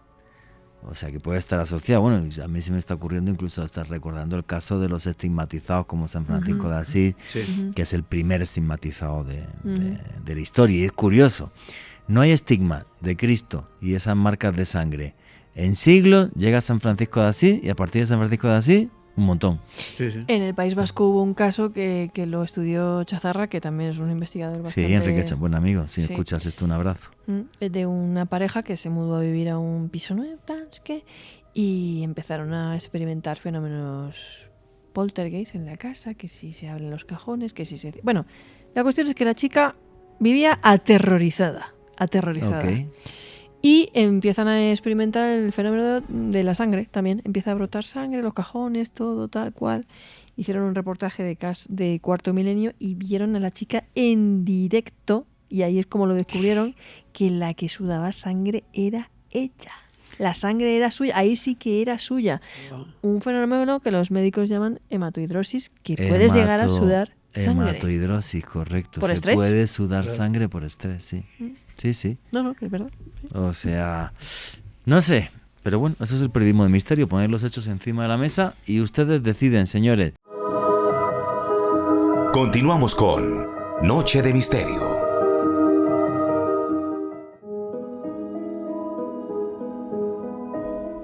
Y aquí seguimos en Noche de Misterio, vuestras preguntas y comentarios a través del numeral Misterio Caracol. Estábamos escuchando la investigación de Julio Barroso, del periodista español, en Arroyo de la Luz. Y su entrevista continúa así. Que a mí tampoco me parece sensata, porque para llenar todo el suelo solo en la habitación de las niñas, no desde la suya, no que le hubieran reventado ese tipo de varices en la cama y luego que saliese sangre de la pared, pues también lo veo muy rarito, Julio. Pero bueno, hay que hablar de todas las hipótesis, sí, eso me parece claro, perfecto. Claro, Ujú. es una de las teorías que barajaron y luego, claro, me resultó extraño. Luego lo escucharemos con la voz de Eleuterio Sánchez, que era un hombre de unos Eleuterio 70. Eleuterio Castaño. Eleuterio Castaño, exactamente, Eleuterio Castaño. Lo que pasa es que los medios de comunicación, eso es un error que yo creo que hemos cometido, es Eleuterio Sánchez, ¿eh? Ah, vale, Sí, listo. sí, sí. Entonces quito el Es- nombre es- de Castaño. Sánchez. Es Eleuterio Sánchez y la historia es que cuando yo entrevisto a Eleuterio Sánchez nos imaginamos a un señor de 1,70 m con unas ideas férreas. Luego tenía una visera, estas tipo viseras sombreros que llevan la gente mayor en las zonas rurales, y tenía una peculiaridad que hacía que el hecho fuese más extraño, y era que tenía un problema en sus cuerdas vocales y hablaba con la ayuda de un aparato que se colocaba en la garganta para que fuera más audible. Y claro, él estaba ya cansado de tantas preguntas, de los medios de comunicación. Lógicamente, si fue la teoría más acertada es que se quedara embarazada ella, para él sería una deshonra, lógicamente, y había determinados temas que no le apetecía hablar, como por ejemplo este de las niñas si estaba embarazada. Y me decía él, mis hijas pasaron por el forense y no recuerdo nada de eso que tú me dices, como diciendo, fueron auscultadas y no estaba ninguna embarazada. Pero yo creo que quería eludir. Yo sí pienso, mi teoría personal, por ver los hechos, por conocer al protagonista de la historia, a Eleuterio Sánchez, y es que posiblemente sí estaba embarazada una de sus hijas. Escuchemos el testimonio de Eleuterio Sánchez, que ya os comento, Lo vamos a poner y luego si hace falta lo ponemos una segunda vez, ¿vale? Porque lo que os ha dicho Julio, este señor tuvo un cáncer de garganta y entonces hablaba con la ayuda de un aparato y va a ser un poquito difícil entender el audio, pero creo que merece la pena porque es uno de los testigos principales de la historia. No obstante, después cuando volvamos, yo te puedo decir, yo tengo aquí escrito el testimonio, lo podemos leer. Muchísimas gracias, Julio. Pues el testimonio de Eleuterio Sánchez suena así. Porque ella anduvo, era una noche muy mala, de mucho aire, y fue a cerrar la ventana. Y ella como andaba, iba sangrando. Y nada más. No puedo decirle más. El médico estuvo aquí, pero no la miró la pierna. Ni yo, ni ninguno nos dimos cuenta. Y nos damos cuenta por lo que iba eso. Bueno, pues como lo podéis a veces escuchar, es muy difícil de entenderlo, pero Julio Barroso tiene transcrito exactamente qué es lo que dice Eleuterio Sánchez en ese testimonio. Porque ella tuvo una noche muy mala, decía, de mucho aire, y fue a cerrar la ventana. Ella iba caminando y nada más, porque el médico estuvo y no le miró la pierna, y yo tampoco me di cuenta. Se refería, lógicamente, a la teoría de las varices. Eso fue lo que él dijo en ese testimonio, en ese documento sonoro. O sea que él abogaba, obvio, por el tema de las varices, porque así se quitaba el marrón de en medio de pensar o tal, que es que era su hija la que había abortado. Vale, Julio. Eludía esas preguntas, ese momento tan peculiar y tan embarazoso. Aunque tú y yo seguramente estamos en lo más acertado en decir que las varices no dejan tanta sangre. Tanta sangre no. Un aborto sí. A mí sí me extraña de esa teoría del aborto, pues eso, ¿no? Lo de que la hija, pues hay que tener ciertos conocimientos de albañilería para haber abierto un hueco en la pared, haberlo metido y haberlo cerrado y que los padres no se dieran cuenta. Eso también me parece un poco... No, yo creo que toda la familia estaba mezclada en esto, ¿no? Yo creo que, porque tú piensas que estaban todos implicados. Todos implicados, claro. Eleuterio Sánchez, que tenía, claro, lo dice el médico, cuando escuchemos al médico, que tiene, lo dice además, pues una mentalidad muy férrea, Eleuterio. Entonces, pues, ¿cómo iba a aceptar que era una deshonra para él? Claro, en el año 1985, tras la transición, tras salir de la época cultural y política franquista, lógicamente en un pueblo además que tendría seguramente, pues a lo mejor ni 1000 habitantes tiene Arroyo de la Luz.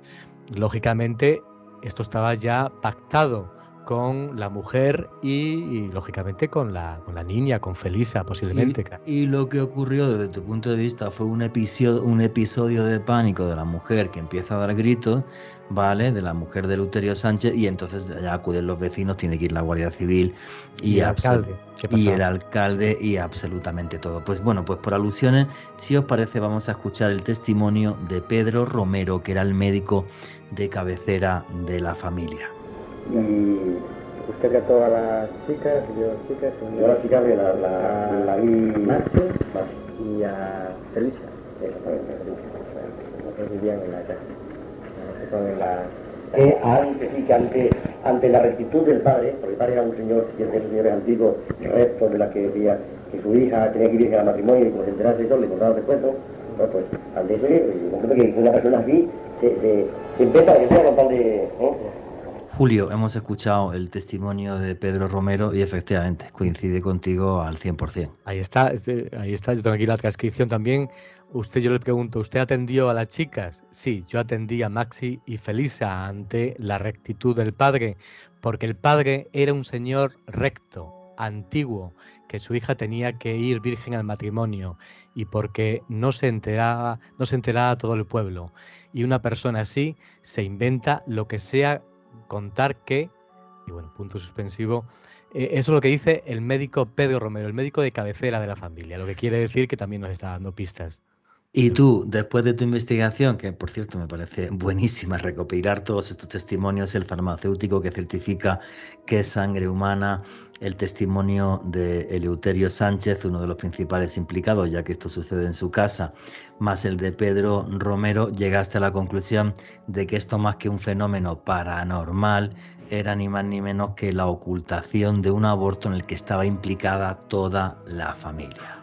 Lo que ocurre es que no dejamos, hay siempre hay que dejar la puerta abierta. Aquí tengo, por ejemplo, esa es una de las teorías, la que yo planteaba. Hay otras que otros decían, comentando que era antes de explotar la Guerra Civil Española, en esta casa una madre mató a su hija. Eso cuentan los lugareños. Y esta es una historia que corría por el pueblo. Por eso también se denominó la casa maldita. Tenía una intrahistoria bastante abundante esta casa. Así que, entre comillas, yo también dejo la puerta abierta a otras posibilidades. Quién sabe, lo que ocurre es que los testimonios nos llevan a que algo luctuoso ocurrió realmente. Vale, no, y tu investigación me parece genial.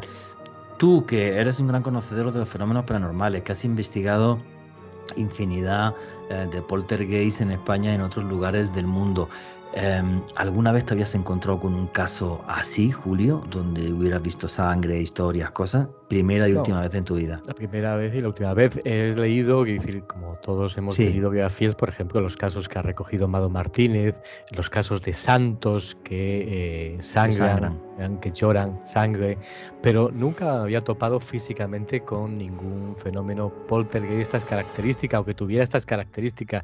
Siempre conocemos, por ejemplo, yo ahora me viene a la cabeza una cosa que hice, una investigación que hice con Chicho en Serrador, que me lo llevé al Museo Árabe Yusuf Albor de Cáceres, y con José Luis Tajada también hicimos una investigación, hicimos un programa también de radio allí a las altas horas, y ocurrían fenómenos muy curiosos como el de termogénesis, que es los cambios bruscos de temperatura, que estás a -3 y fuera del museo pues hay una temperatura bastante agradable, cambios así. Por ejemplo, había el fenómeno de había velas en cada galería que estaban apagadas, y una vela, la cámara que estaba puesta frente a ella, se encendió sola, misteriosamente solo, recogió José Luis Tajada, el equipo de José Luis Tajada. Bueno.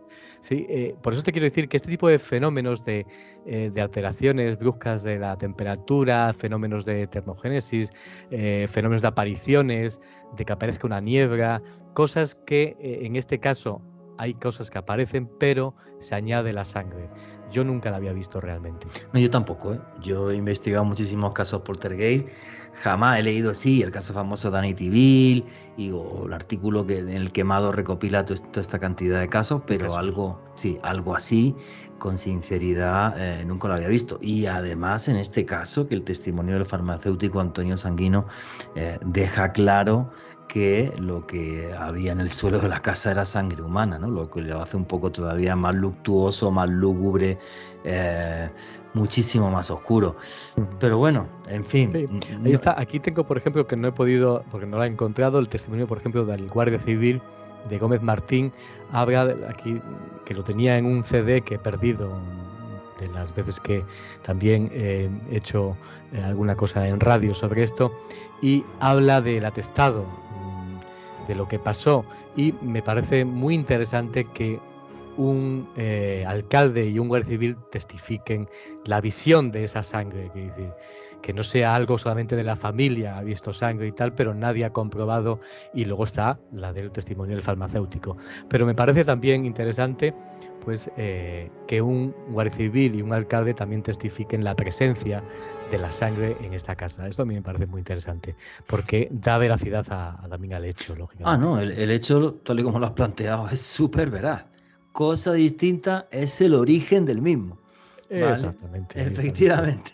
Cosa distinta es el origen de esa sangre. Si realmente tiene que ver con un fenómeno paranormal en una casa marcada por la tragedia, como tú has dicho, o sea, hubo incluso un asesinato justo antes de la Guerra Civil, a que a lo mejor fuera una conjura de la familia por ocultar un feto que emparedaron allí y por lo que sea aquella noche, pues aquello empezó a sudar sangre o vete a saber qué. Vale. Exactamente. La cuestión es que también lo que se encontró en el suelo era lo que tú decías, eran hematíes humanos, y ahí está también la prueba científica del farmacéutico. ¿De dónde procedía esa sangre? Ese es el origen de esa sangre. ¿De qué humano era el que provocó esa sangre? Pues no lo sabemos. Y yo creo que nunca lo sabremos. Solamente lo sabrán ellos, lógicamente. Ahí nos quedará el misterio. Efectivamente. O fue un fenómeno paranormal, que eso solamente lo sabrán ellos, También es verdad, porque escucho a Amado en sus testimonios que también ha habido otros casos en otros lugares, en otros puntos del planeta, que ha habido hechos paranormales y que como elemento ha estado la sangre y se ha estudiado y eran también sangre humana. La procedencia siempre es pues un misterio y no ha habido a lo mejor, como en este caso, la teoría de un feto emparedado, lógicamente.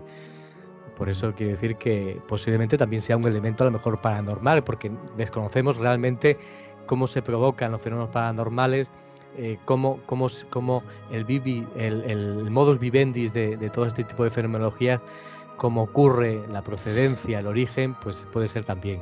Y esa reflexión que tú haces me parece súper sensata. En este caso nos quedamos en la duda, ¿vale? Con una duda razonable en el sentido de decir, pudo ser un feto que estaba ahí emparedado o no, o un fenómeno paranormal, pero el caso, y es muy inquietante, y luego Mado nos va a seguir hablando aquí en el programa, es que hay otros casos, otras historias, donde el origen es mucho más incierto incluso que en la historia que investigó Julio Barroso en Arroyo de la Luz. Julio, amigo, muchísimas gracias por habernos ilustrado sobre esta historia, sobre este caso, aquí en Noche de Misterio en Caracol Radio, y espero que sea la primera, pero no la última, que aparezcan más por acá. Te lo agradezco a ti. Ha sido un auténtico placer. Vivimos el misterio en su máxima esencia en estas experiencias de radio, en estas conexiones, y más como también tú lo haces ahí en Noches de Misterios, que es apasionante. Muchísimas gracias. Julio, ¿quieres decir tus redes sociales para la gente que quiera seguirte o algo? Me pueden seguir en Instagram como Julio Barroso Journalist, o por ejemplo pueden también seguir, si me permites, la Luz del Misterio. Sin problema, tu podcast. En Instagram, el podcast, como quieran, o el blog de laluzdelmisterio.blogspot.com, y ahí me podrán encontrar también para compartir, pues como hacemos tú y yo, estos misterios, para comunicarlos y para vivirlos en su máxima esencia. Amigo, un abrazo muy fuerte hasta Londres. Muchísimas gracias y hasta prontito, si Dios quiere. Un fuerte abrazo, cuídate mucho. Pues una investigación genial la que hizo Julio Barroso, y un caso, como decía Amado, que va a ser un misterio ad eternam.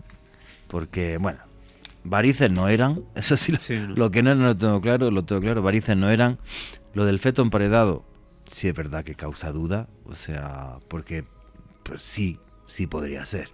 Yo no soy forense, pero hay un médico que está diciendo que podría ser un feto emparedado, que por un proceso de descomposición o algo empiece a soltar toda esa cantidad de fluido, o que fuera un poltergeist. Y esto es hacer periodismo de misterio. Es que, señores, no es absolutamente nada fácil. ¿Con qué teoría os quedáis, Alejandro? Pues por mi lado, Juanje, con la del feto, pero dentro del ejercicio periodístico que hiciste, Juanje, me parece muy interesante que se plantearon todas las hipótesis. Creo que eso es lo que tenemos que hacer en nuestra profesión. Yo creo que fue el feto, pues primero porque había algo que Mario comentaba que era muy, muy interesante, y era cómo, pues parece que la familia se confabuló para ocultar a este feto ahí en la pared. No era solamente un acto de la chica, sino que todos, por esa vergüenza a ser señalados, estuvieron involucrados en esto. Entonces yo creo que sí, sobre todo por lo que decía el doctor que hizo el peritaje en la zona. Bueno, sí, eso lo dice el doctor, y hay una cosa que sí es extraña, que es lo que decía antes Mado, ¿no? Que manden un comunicado a una página web y tal, diciendo no, esto era simplemente lo de las varices de mi mamá. Eso es rarito. Sí, es raro, ¿no? Sí, hay algo. Suena un poco a cortina de humo también, ¿no? Entonces, sí, no, y es que realmente la vida en zonas rurales. ¿Por qué no lo dijeron en la época? Eso salió en todos los periódicos, ¿eh? Hubo muchas portadas con este tema. ¿Por qué no lo dijeron en el momento? Sí, eso no es normal, sí. No sé. No, estoy diciendo que la vida en ciertas zonas rurales apartadas, pues que es dura, ¿no? Y se crean como una especie de submundos muy oscuros, ¿no? Muy, muy oscuros. Y creo que eso pasa en cualquier país del planeta, sí. Absolutamente en cualquier país del planeta. En fin. Y bueno, señores, nos quedan aquí unos minutitos y tenemos otro caso que recopiló Mado Martínez en su maravilloso artículo, que este también es de 1986, la misma fecha, ¿no? Sí, es curioso porque todos los casos que estamos hablando son todos de los años 80. De los 80. Es en un lugar que se llama Saint-Quentin en Francia, ¿no? Sí, pues aquí es que se mudó una pareja, lo típico y tal, llegas a una casa nueva, tal, no sé qué.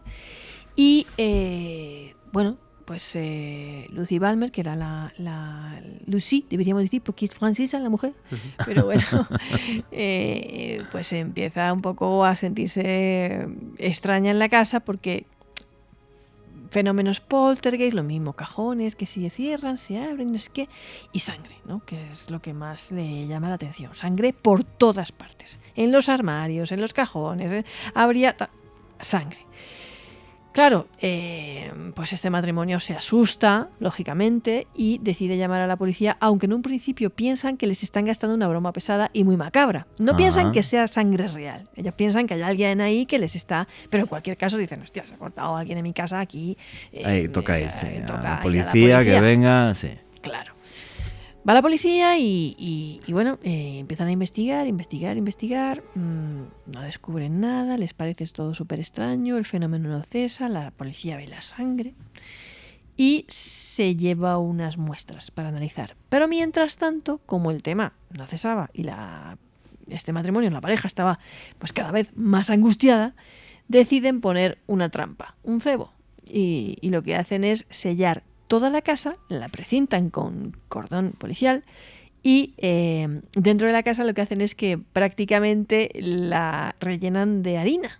Esto puede sonar muy rudimentario, ¿vale? No, pero es una forma de controlar que no entre nadie por las pisadas, claro. Claro, pero es una forma de controlar, ponen sus cámaras, y claro, la precintan y la casa estaba llena de harina, de forma que si alguien entraba o salía de la casa dejaba huellas o algo se movía o no sé, y la precintan. Y bueno, pasa la semana, vuelven con los resultados y vuelven a la casa. Y los resultados dicen que es sangre humana, que tampoco es del grupo sanguíneo de ellos. Okay. Y se encuentran con que el fenómeno sigue, hay sangre nuevamente y no hay pisadas. O sea, esto... sí, muy claro, loco. Que, la pareja al final se fue, o sea, no lo pudo soportar. Se fueron de la casa y no intentaron venderla, no podían ya, se fueron.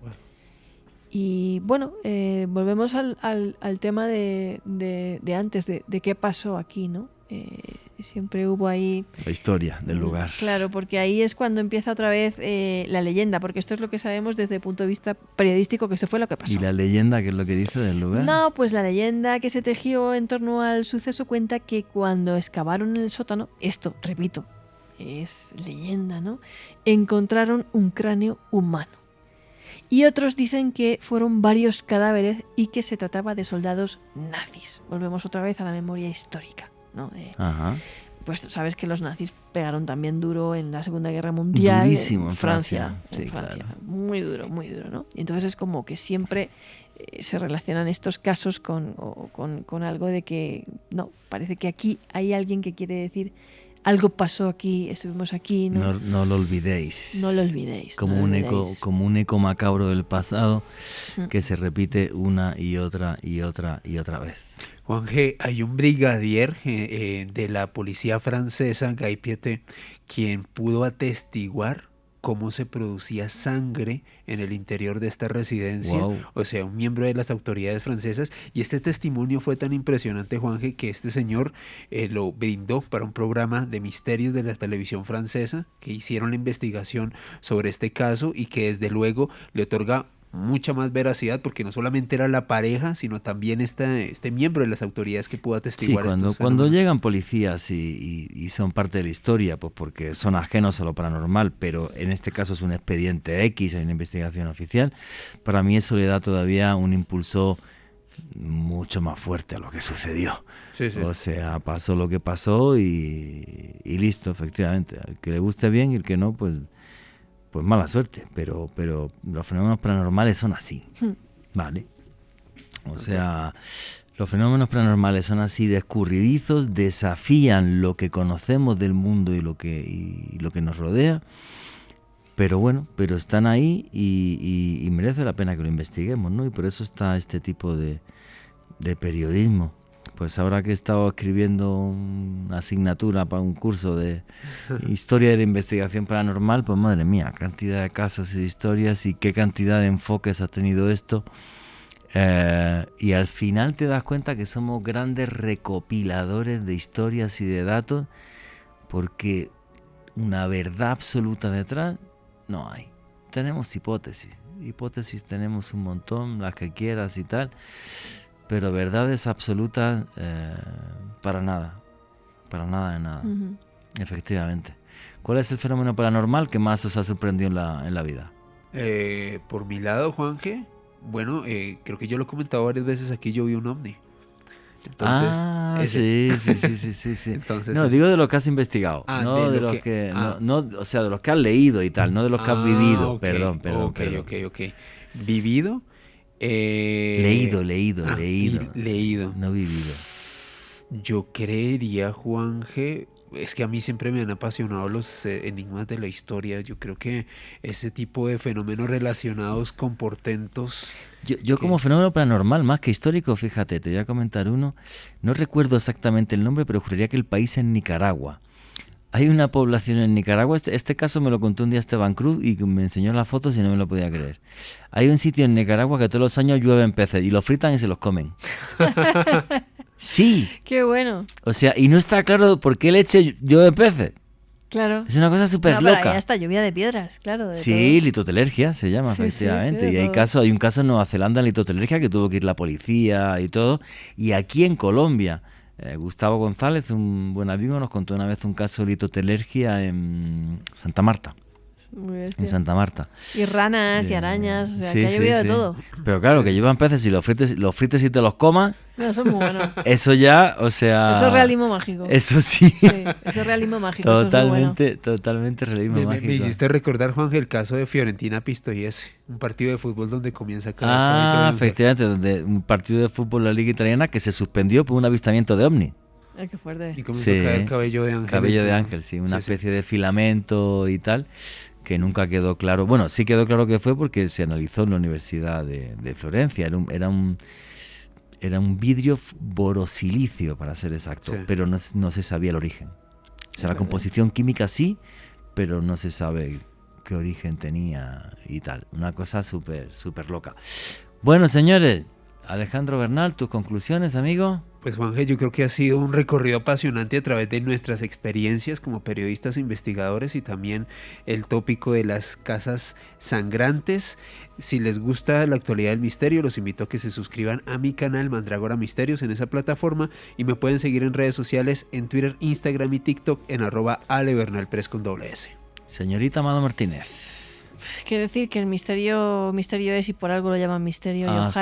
ojalá siempre siga siendo misterioso porque el ser humano evoluciona para querer saber qué hay detrás y al otro lado de la puerta y eso es lo que nos mantiene vivos también en gran parte.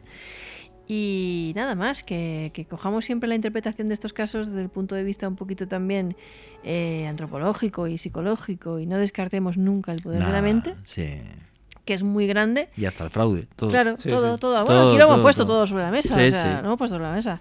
Y poco más, que nada, encantada siempre de estar aquí en tu programa de invitada. Me paso por aquí siempre con todo el gusto del mundo a visitarte siempre de las veces que quieras y que a todos los oyentes que me quieran seguir en Twitter estoy como Mado Martínez, en Instagram como Nebraskan con K y con acabado en N y en Facebook Mado Martínez, escritora. Amiga, muchísimas gracias por compartir tu investigación y tu trabajo con nosotros y ha sido todo un placer como siempre. ¿Y yo qué deciros?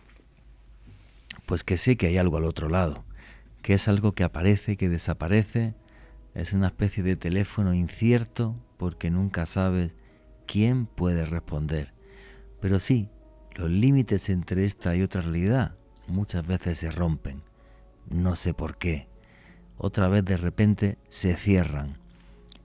Pero cuando se abren esos portales, todo puede pasar. Cualquier cosa, desde lo más terrorífico hasta incluso, y por qué no, lo más nostálgico. Y nunca olviden que vivimos en un mundo mágico porque está repleto de misterio.